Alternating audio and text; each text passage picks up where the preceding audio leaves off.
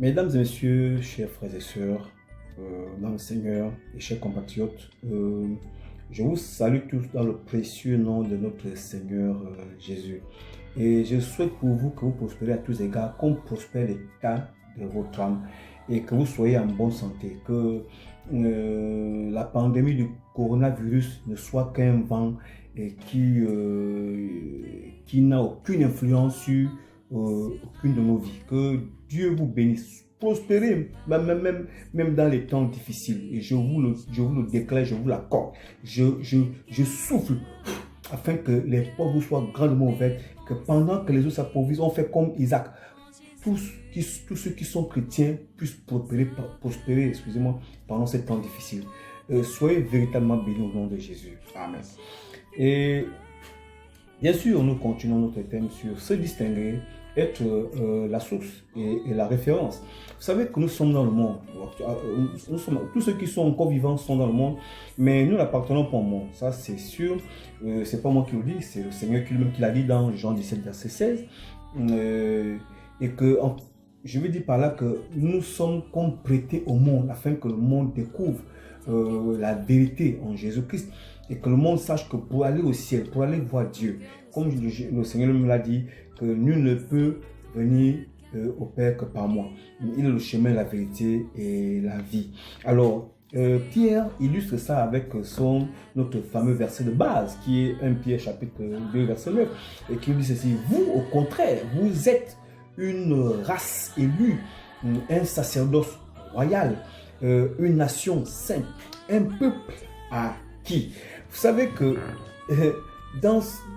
lorsqu'on jette un regard, une certaine, lorsqu'on s'y met, on se met à méditer, à réfléchir, on se rend compte que nous ne sommes pas dans une catégorie basse, nous sommes dans la haute catégorie, parce que notre position, ce n'est pas la plus petite des positions, c'est la position suprême.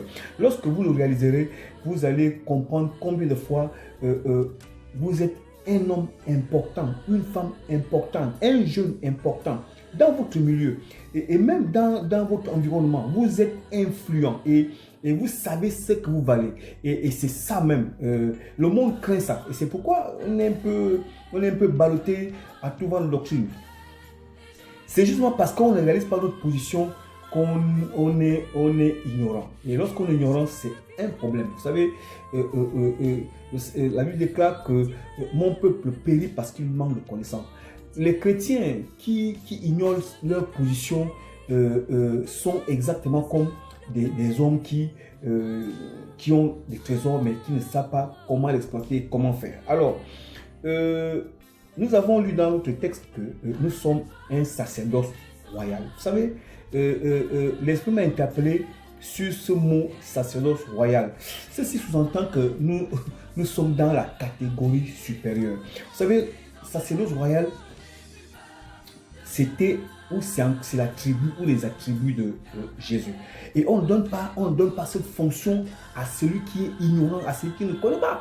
Ça veut dire que nous avons connaissance de quelque chose et c'est pourquoi nous avons le devoir et le droit d'exercer cela. Vous savez, Paul disait dans le livre de Corinthiens, je crois, que nous faisons fonction d'ambassadeur de Christ sur la terre. Ça veut dire que tout ce que le monde doit savoir de Dieu, c'est nous. Et nous le leur révélons. Évidemment, puisque Pierre dit que nous sommes un peuple acquis afin d'annoncer les vertus de celui qui nous a appelés des ténèbres à son admirable annoncer. Ça veut dire que nous avons reçu cela et nous sommes déposités de cela et nous devons l'annoncer afin que le peuple soit en ait la connaissance.